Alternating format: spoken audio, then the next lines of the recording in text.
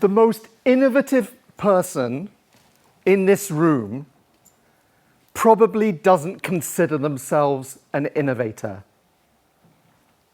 And that, for me, is probably one of the most costly mistakes that we don't talk about today.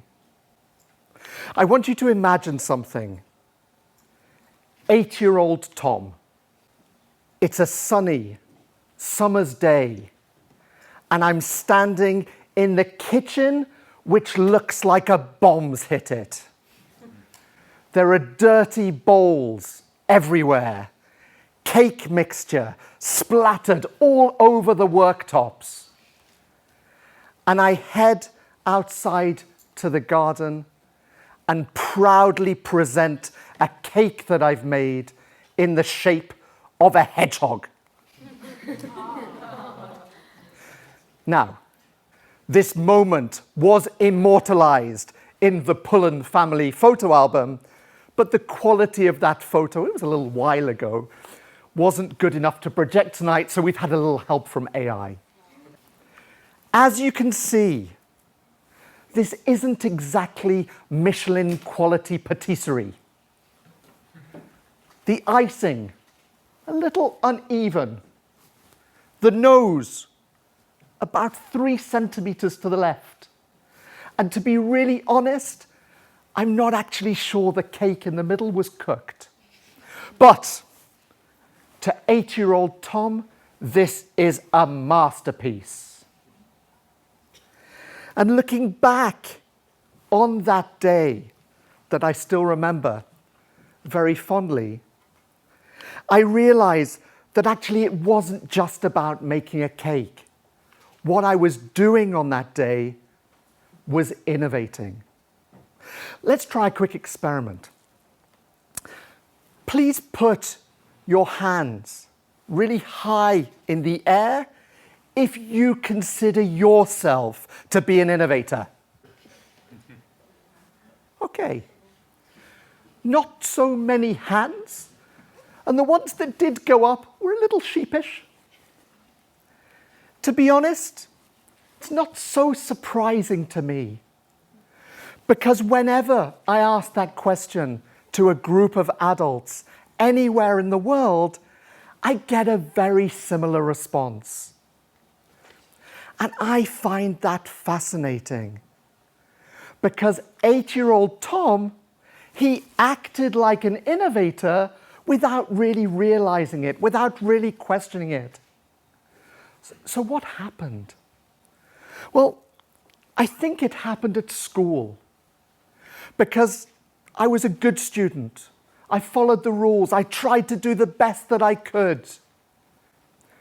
But in doing the best that I could, I learned something that I wasn't supposed to learn. And that was that the right answer already existed. And my job was to find that right answer, not invent it. And over time, I realized that actually, in doing so, I was sacrificing something. I'd sacrificed the willingness to try new things that might not work. I'd sacrificed creativity to imagine new things. And I'd sacrificed that confidence to know that my ideas were worth sharing. And in fact, it wasn't my ability to innovate that had disappeared. It was my belief that I was an innovator that had. I want to take you back to a room about 10, 15 years ago. I was working for a very large company who will remain nameless for obvious reasons. And I was sitting there in the room, and we were talking about something, and I knew exactly what the business needed to do. There was this amazing opportunity to drive growth through innovation. I was really excited. I had this brilliant idea, and I said nothing. And it wasn't because my idea was bad. It was because I knew that ideas got killed in that room. They got sacrificed, if you will. And so I chose to sort of play the small game, to play the safe game, the comfortable game, and I didn't say anything. 6 months later, our biggest competitor launched exactly that thing. And guess what? It worked. And I think back to that room quite often, actually, not out of some bitterness, but because it helps bring clarity to something. Because the situation that I experienced is not unusual at all, in fact. It happens in organizations all around the world every single day. And in fact, we've built cultures based on that silence. Cultures where we wait for the innovators. Cultures where we wait for the people with the right job title, with the right level of experience, the right background, the people with the right level of confidence to speak up.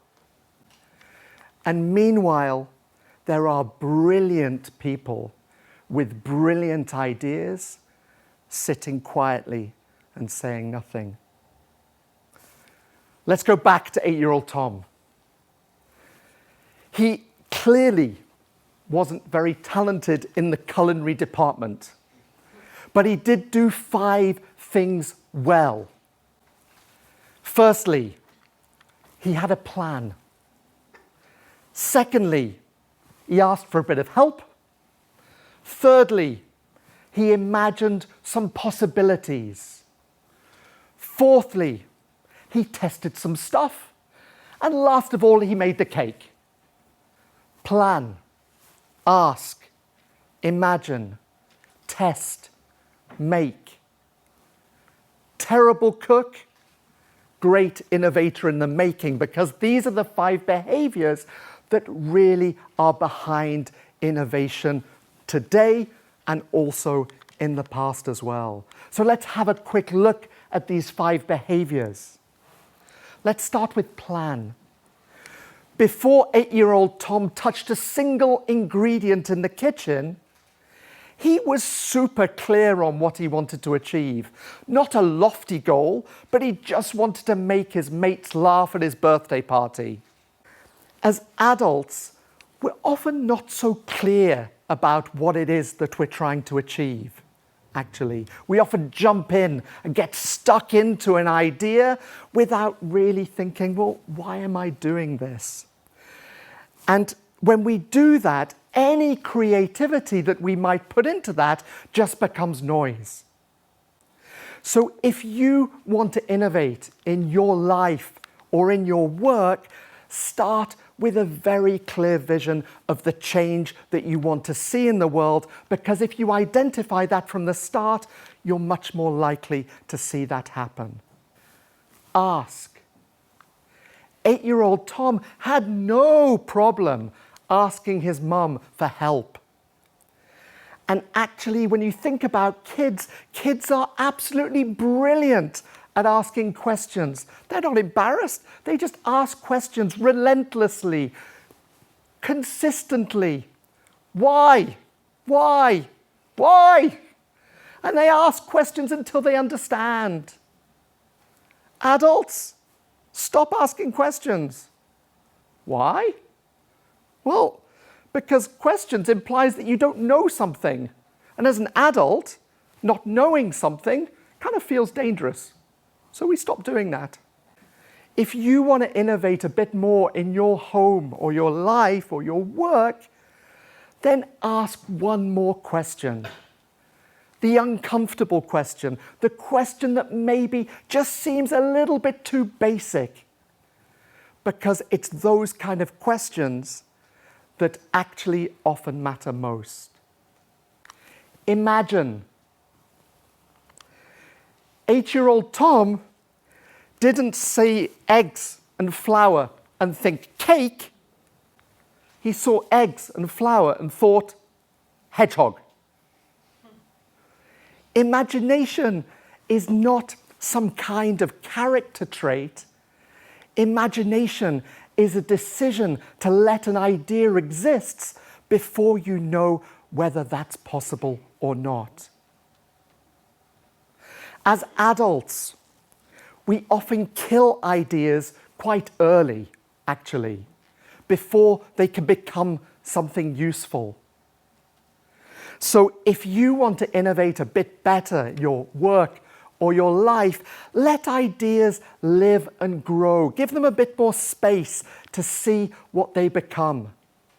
Because sometimes those ideas will develop into something brilliant. Test.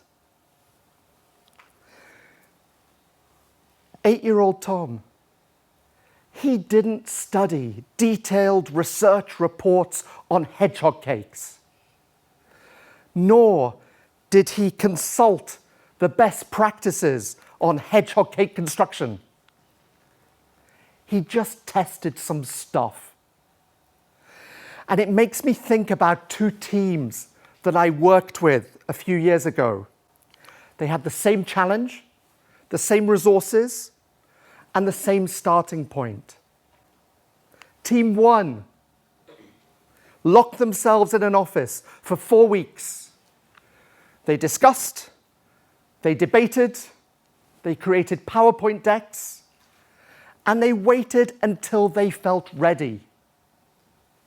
Team 2 built a rough prototype in about 4 hours, put it in front of 4 potential customers, and had found the solution by Thursday. It wasn't that Team 2 had better ideas, it's just that they tested more quickly, iterated more quickly, learned more quickly, and won more quickly. So in your work or in your life, if you want to innovate better, don't ask the question, is this a good idea? Ask the question, what's the quickest, smallest, cheapest thing I can do to learn about this thing in order to help it move forward? Lastly, make. 8-year-old Tom made the cake. Imperfect? Yep. Wonky nose? The cake, not me. Yes, for sure. Undercooked? Probably. But he made it. And making things is important because ideas on their own don't create any impact. It's only when you make things that that impact is created. So if you want to innovate in your home or your life, have the courage to make things before you feel ready. And then the rigor and the discipline to get better at that thing over time.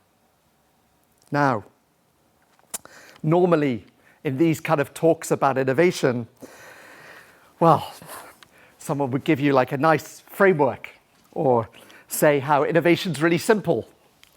And they would send you into the world feeling inspired and enthused to go and innovate, which is all well and good. Innovation is probably simpler than you think it is. But it's not easy. In fact, it's super tough. Because you're basically pushing against all of the norms that exist.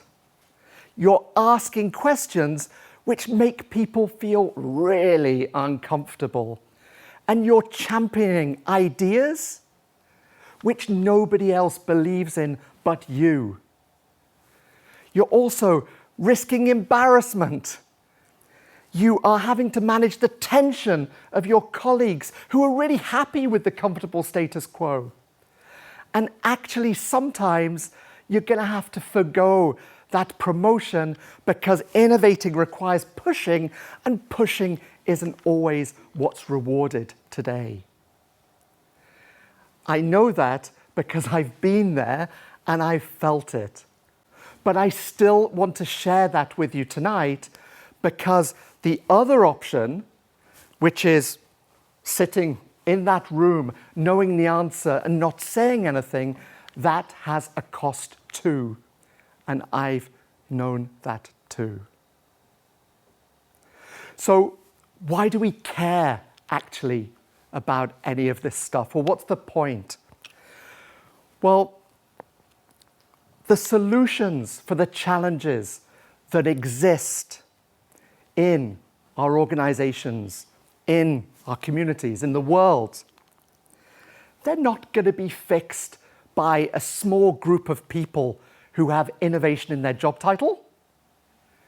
They're going to be fixed by millions of people who believe that they are innovators. The people who don't wait for permission, the people who ask that really awkward question, the people who put their hand up and talk. And it's only going to be when we change the story that we tell ourselves that that can happen. 8-year-old Tom, he had a plan. He asked for help. He imagined some possibilities. He did some tests. He made the cake. In fact, the only difference between 8-year-old Tom and most adults today is that as adults, we often think that those behaviors, those 5 behaviors, no longer belong to us. But they never really left. So the next time that you're sitting in a room, you think you can contribute, and that little voice in your head says, maybe it's not my place to say something, I want you to remember this, that once upon a time, there was an 8-year-old version of you that stood in a kitchen, you made something imperfect, you called it a masterpiece, and you were right. Plan, ask, imagine, test, make. Because you were born an innovator, and it's time to start again. Thank you.